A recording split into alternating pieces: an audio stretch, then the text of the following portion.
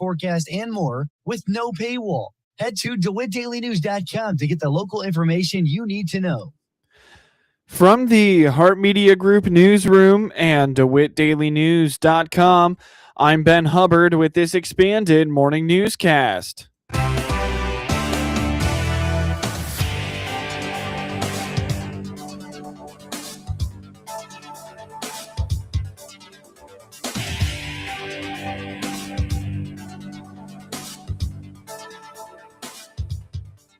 Good morning and thanks for being with us. I'm your host today, Ben Hubbard.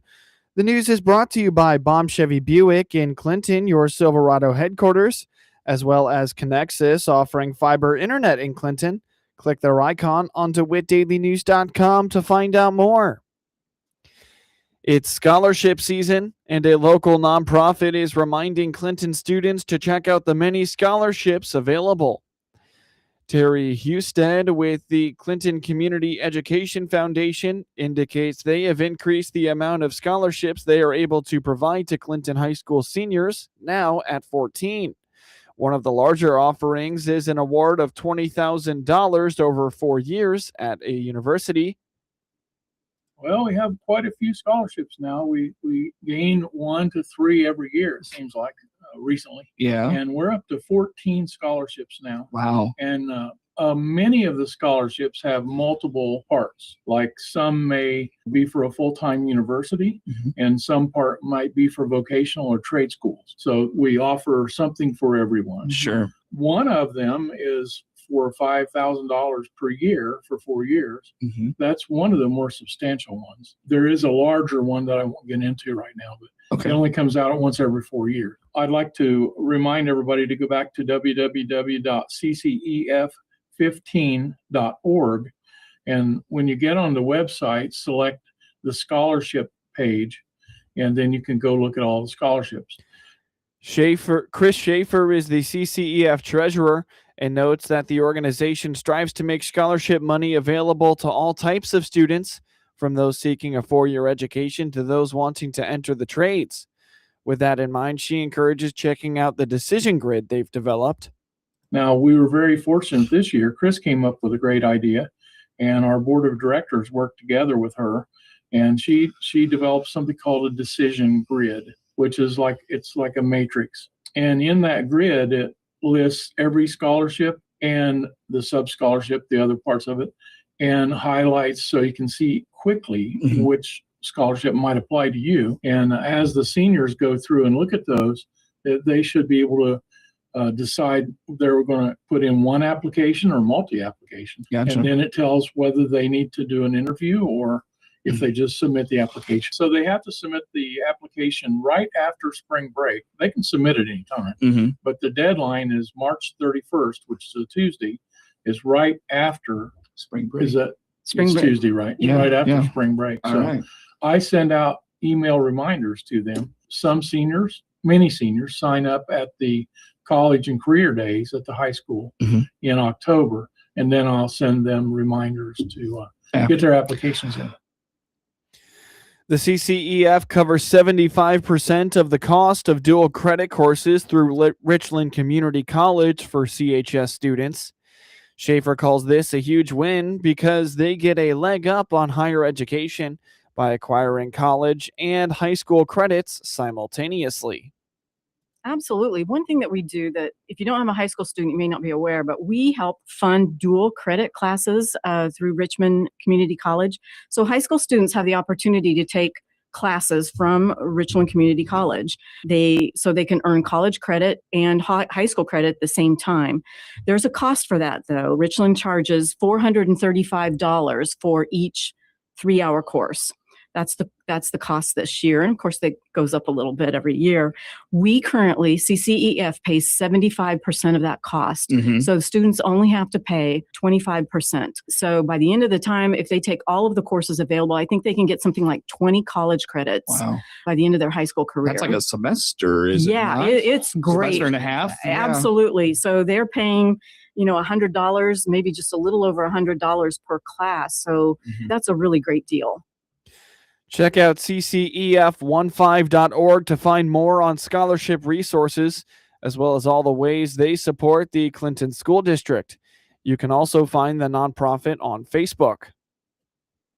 Coming up shortly on this expanded newscast, University of Illinois Extension Commercial Ag Educator offers tips for producers working through drought. After another round of severe weather on Thursday evening, a stretch of nice weather is coming back around after a brief cool down. Ed Shimon at the National Weather Service in Lincoln says today will be the coolest day of the week. A gradual warm-up this weekend will lead us into a very nice week next week. Sure, yeah. Friday, definitely going to be our coldest day of the whole week by far. The highs are only going to creep up into the mid to maybe upper 40s, but the winds are going to be northwest. It's going to feel a lot colder than mid to upper 40s. 20s sustained, gusting to 30 out of the northwest.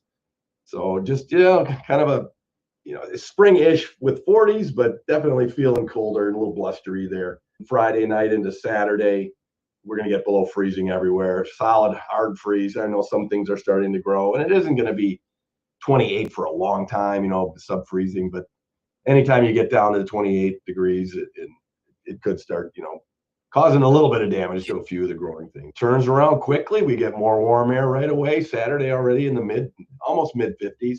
Southerly winds again. So the winds turn around really quick. Not all that breezy, but Saturday will be a pleasant day. Low 50s. That's just right around normal, slightly below, and then the overnight lows Saturday night into Sunday will be around upper 30s. So not too bad, a little cool, but certainly nothing to, really complain about. We're going to be dry the rest of the weekend. Sunday will be really nice, low 60s. Some south winds again there, but the cloud cover doesn't look too bad. I guess we're showing about 60% cloud cover. So maybe a few clouds drifting through the sky, but really a really nice day, I think. Shimon indicates the area is solidly in the above normal temperature range in the short-term outlooks, with some precipitation likely throughout the next couple of weeks. Yeah, above normal temps, solidly above normal, not just a little bit, but we're in the 70th to 80th percentile chance of above normal temperatures. So, we're looking pretty mild, and at that point in time, it's right around 60 degrees for normal high. So we're above normal solidly in that first week, or even first half of April, really, is pegging the meter with, above normal temperature outlook there, and above normal precip too. So there's going to be a few storms in there, so don't think it's going to be sunny and warm. It's going to be periodic, cold, maybe not a strong cold front, but certainly some storms are going to be in that first couple of weeks of April if we're really seeing the chance of above normal precipitation as high as it is too. Temperatures will return to the 70s next week. Get the latest in weather forecasts and severe weather updates at weather.gov/Lincoln. You're listening to the WHOW Morning Show. Let's take a quick break with a word from our sponsors. Experience the power of better connection with Connexus Fiber Internet. Connexus delivers ultra-fast, reliable speeds to keep you connected at the speed of life. Whether you're working from home, streaming your favorite shows, or gaming with your friends, Connexus has you covered. Say goodbye to buffering and dropped calls and say hello to fiber fast internet. Ready to upgrade your connection? Sign up today by clicking the Connexus icon at DeWittDailyNews.com. Nothing connects us like Connexus. March into Baum Chevrolet Buick and march out with a new Chevrolet. This is Scott Baum from Baum Chevrolet Buick in Clinton and Farmer City. We have over 20 Silverados to fit your daily work needs in 1500, 2500, and 3500s in gas or diesel, all sale priced. Also, check out the Colorado pickup. This size and maneuverability may be another option as well. Chevrolet, together, let's drive. Baum Chevrolet Buick, right from the start. News time is 18 minutes after the top of the hour. You're listening to the WHOW Morning Show. While drought conditions have eased in the last few weeks, there are still areas of central Illinois being impacted by it. On the WHOW Morning Show Thursday, Reagan Tibbs, commercial ag educator with the University of Illinois Extension in Logan, Menard, and Sangamon counties, told the Hart Media Group that the drought is something he is keeping a close eye on as we get closer to the planting season. it's been a while since we've had a really good rain. We had one a few weeks ago, and that brought some relief in terms of drought. But yeah, a lot of the state, especially here in the central part where a lot of our agricultural production is, it's dealing with a lot of drought conditions. So hopefully as we actually get into spring, we actually start seeing some more rain. I know there's some rain in the forecast today, so hopefully we get some. But yeah, definitely we need some more rain. Yeah, I think it's just keeping in mind of our practices. We've seen that, yeah, we may have gotten, how many inches of rain over the last few weeks, which is great and does provide some relief. But all that water has either sunk down very bottom into our water table or it's evaporated as soon as it hits the ground. And so one thing you have to keep in mind is when we're going out there in the field is preventing dust storms and erosion. Mechanical work on the fields is necessary at sometimes, but it does increase our likelihoods of soil erosion. Our topsoil is one of the best tools that we have, one of the best resources we have in this part of the state, in this part of the country. And so we have to protect that as much as possible. And so we have to think about with these dry conditions, and if we're not seeing any other rain in the forecast, how can we not only adjust our planting schedules to meet that, but also adjust our practices to ensure we can keep that topsoil there at our fields and make sure those nutrients are available for the growing season. According to Tibbs, producers are probably going to have to squeeze planting into any windows if the Climate Prediction Center's outlooks are correct and we are in for a wet spring. Obviously, none of us have a crystal ball where we can predict what the weather's going to do. But definitely we need to think about if there is long-term rain in the forecast, okay, does that mean we can get the crop a little bit earlier and has that rain to help jumpstart? Or we could have to delay our planting a little bit, which means we might get new seeds and have to worry about inputs and all those other types of things. So definitely our long-term weather outlook is going to impact how we move forward the planting season this year. We definitely want to have some rain shortly after we plant that seed, right? We want to get that germination process started, and water is a really important part of that. But we don't want to have so much that it basically just floods and drowns that seed. Exactly. So we want to get the seed in the ground. We want to get it that good head start. But if it's going to be raining for a really, really long time, especially if it's a long sustained rain, that could have some negative impacts, which cause us to replant or impact our stand count. So it's kind of a guessing game. Obviously, like I said, we don't know the forecast until almost right as soon as it happens, but it definitely is going to impact how we, again, do we go a little bit earlier? Do we go a little bit later?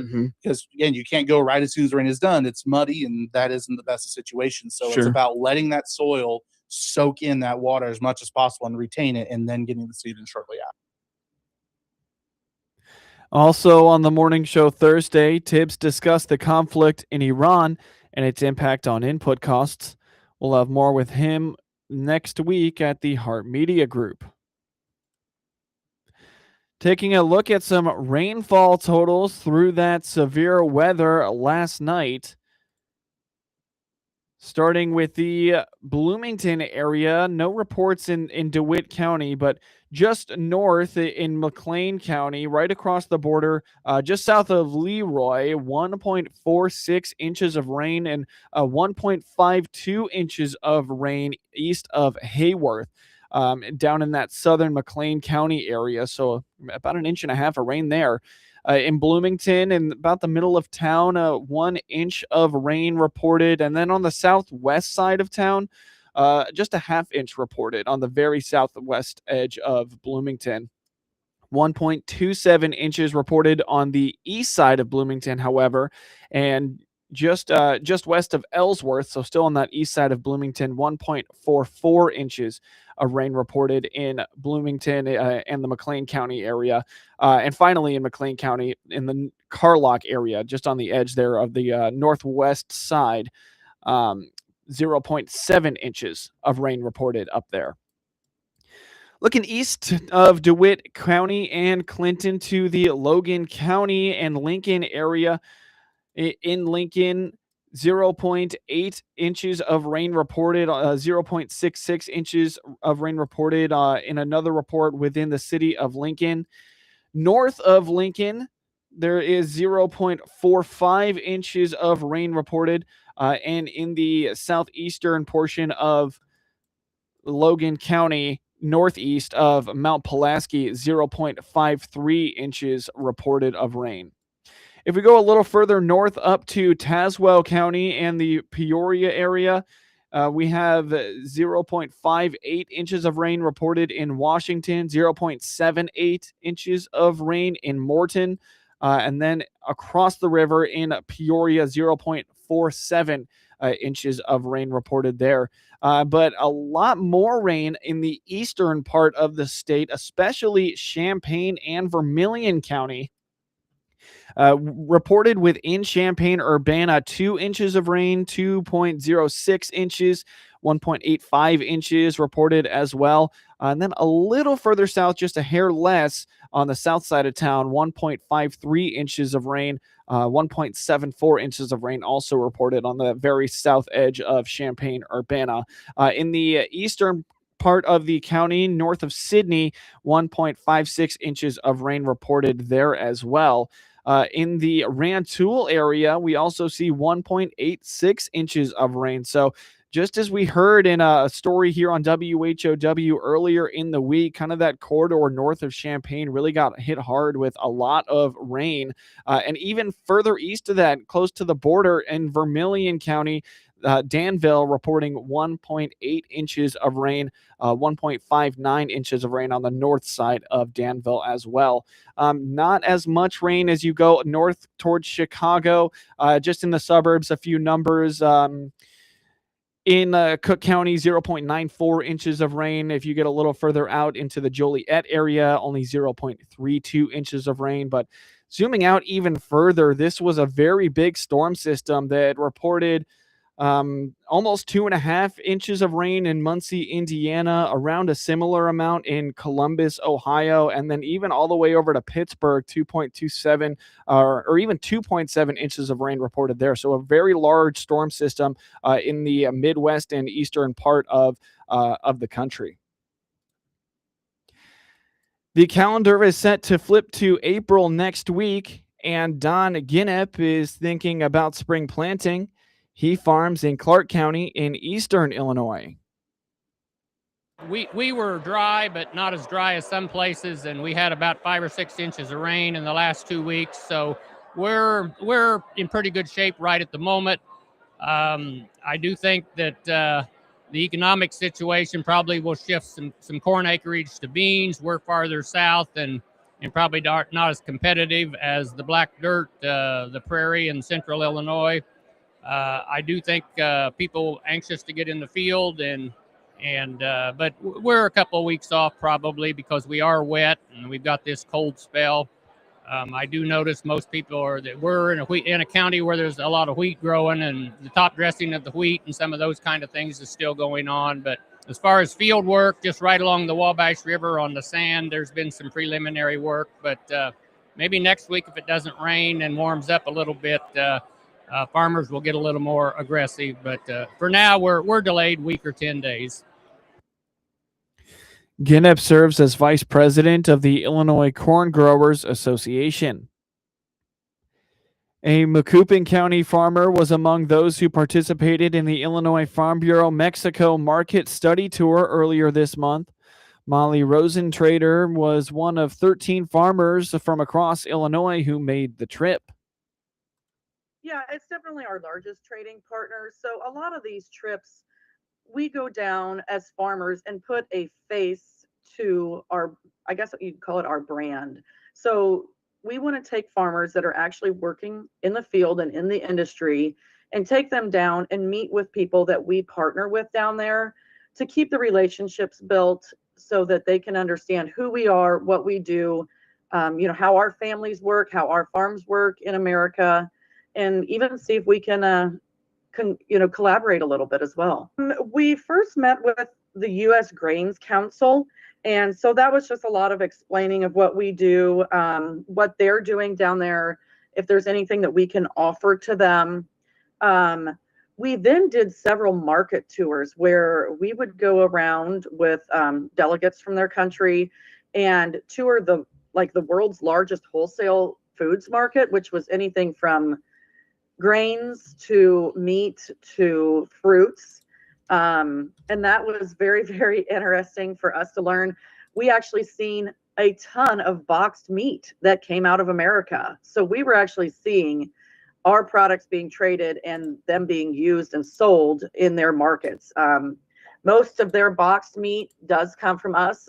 We found packages coming out of Kansas and Colorado and some from Illinois as well. So that was kind of encouraging to see. Rosentrader also participated in an IFB market study tour to the European Union in 2022. Now for your local obituaries. Ralph Greider, 87, of Anchor, Illinois, passed away at 6:12 a.m. March 21st at his family home in Anchor. Calvert Funeral Home in Clinton is in charge of arrangements. Online condolences may be made at calvertmemorial.com. Marla R. Elderton, 76, of Clinton, passed away at 9:58 a.m. March 20th at the Ark at Normal.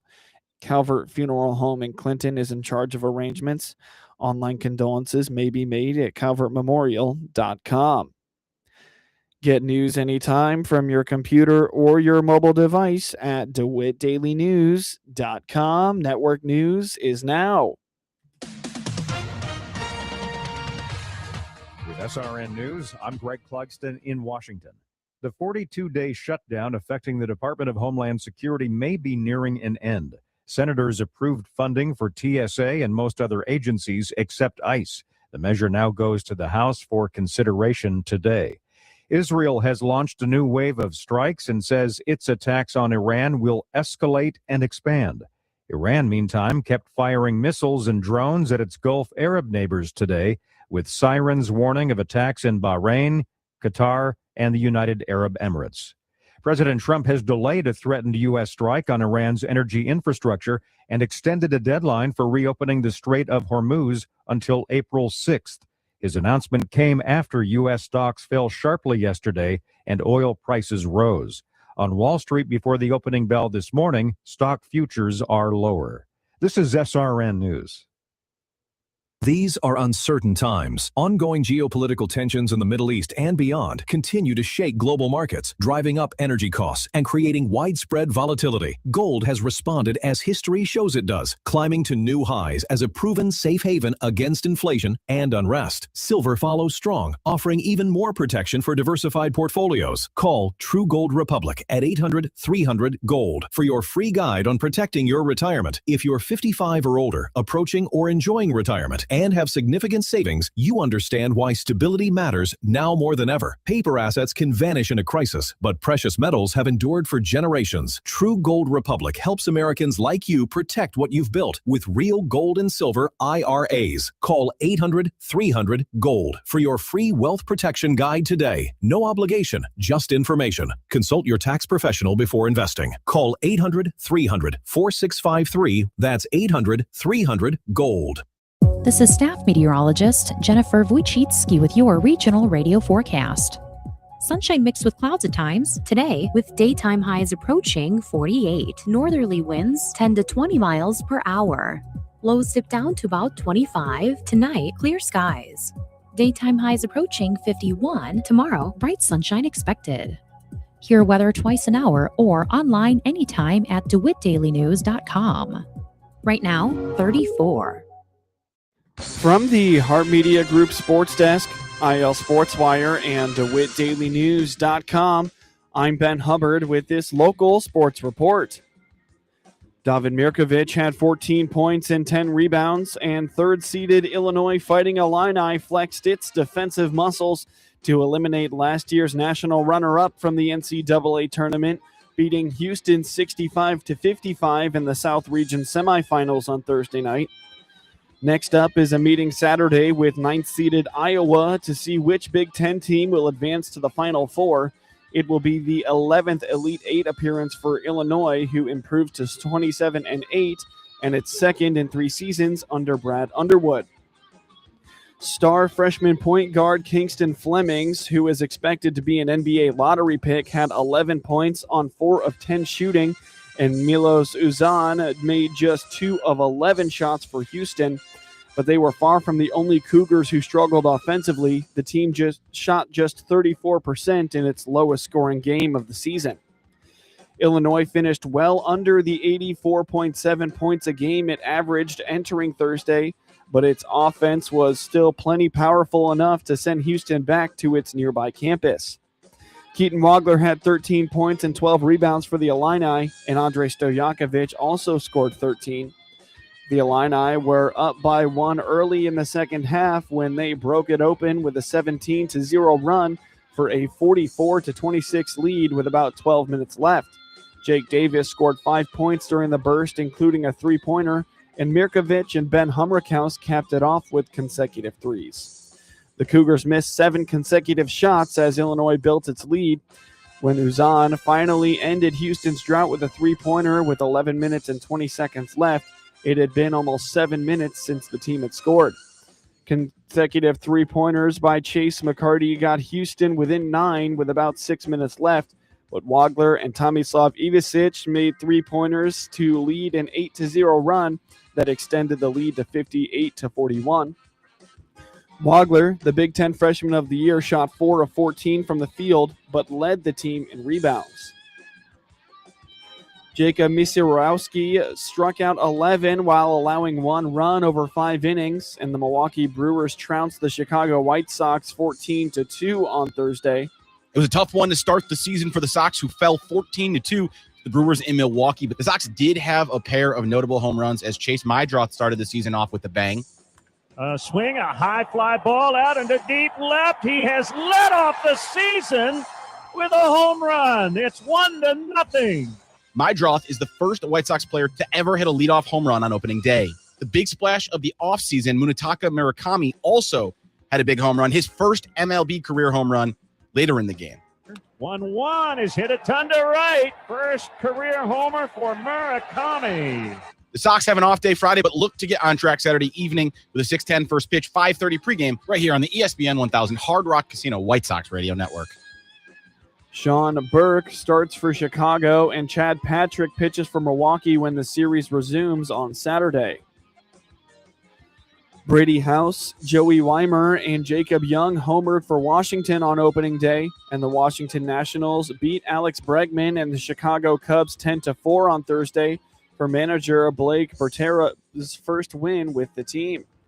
C.J. Abrams hit a tie-breaking 2-run single during Washington's 6-run fourth inning on a blustery overcast afternoon at Wrigley Field. Andres Chaparro had 2 hits and scored a run.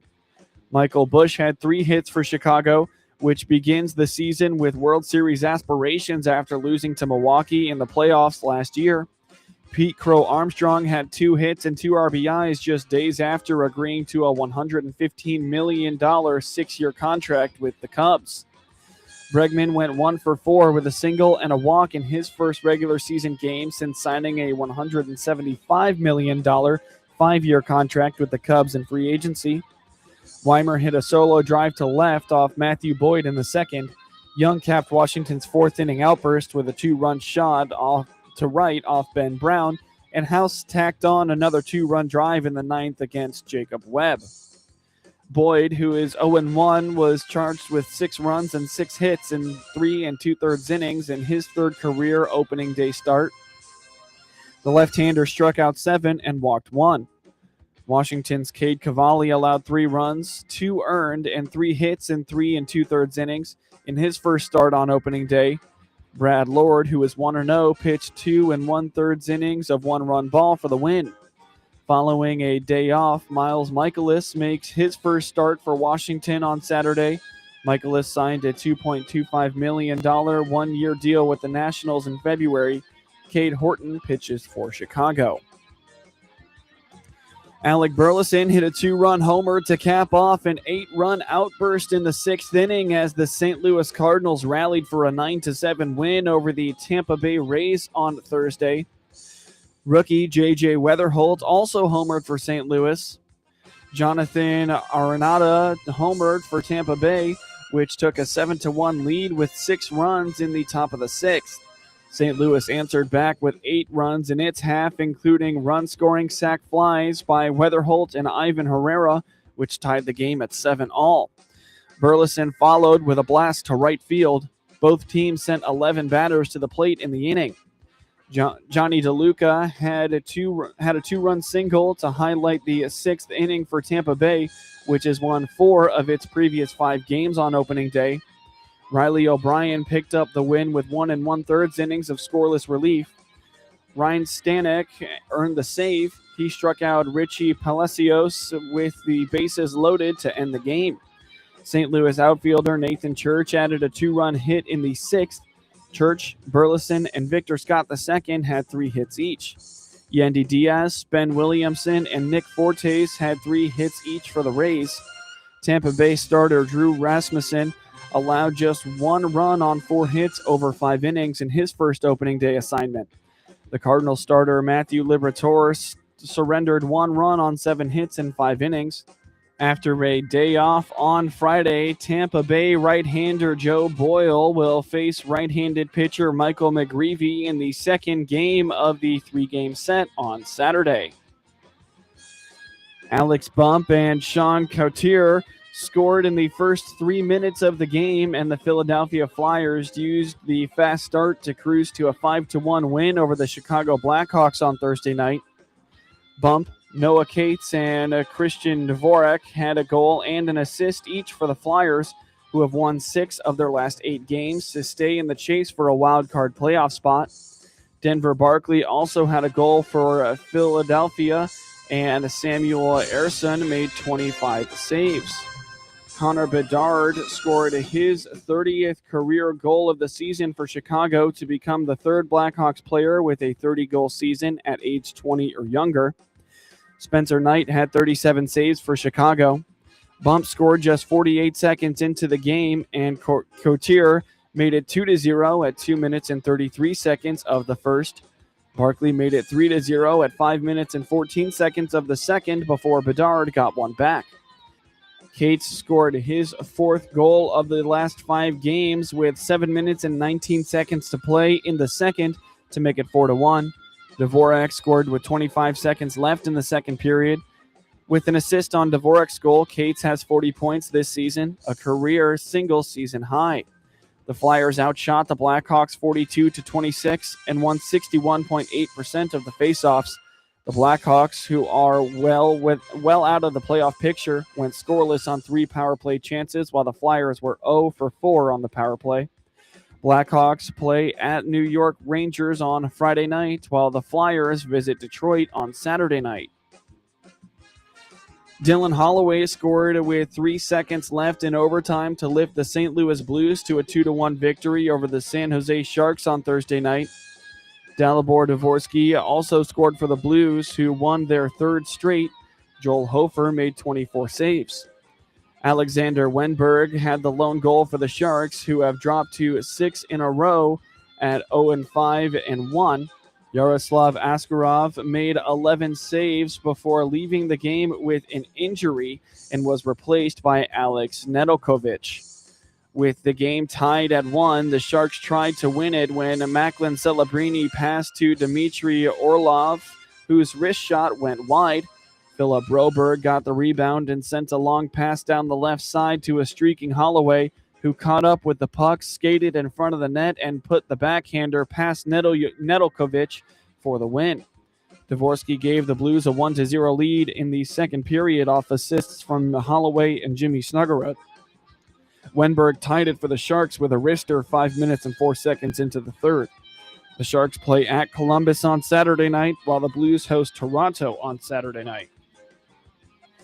In scores from NCAA men's basketball, Sweet 16 March Madness action from last night. 2-seed Purdue held on to beat 11-seed Texas 79-77, while 9th-seeded Iowa upset 4-seed Nebraska 77-71, and top-seeded Arizona routed 4th-seed Arkansas 109-88. In Sweet 16 matchups tonight at 6:10 p.m., St. John's, who's the 5th seed, will take on 1-seed Duke. At 6:35 p.m., 4th-seeded Alabama plays 1-seed Michigan. At 8:45 p.m., 3rd-seeded Michigan State will play 2-seed UConn.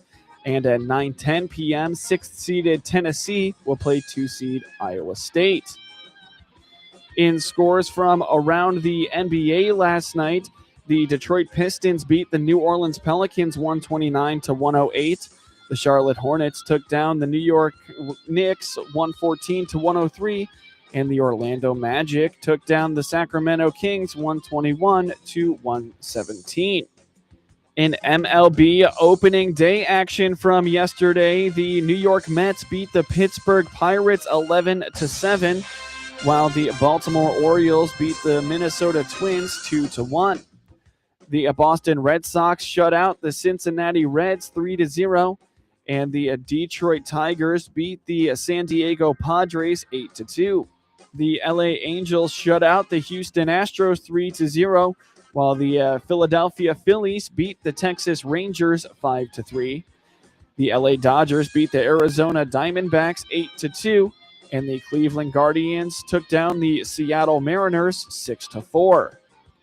In the NHL last night, the Montreal Canadiens beat the Columbus Blue Jackets 2-1, while the New York Islanders beat the Dallas Stars 2-1.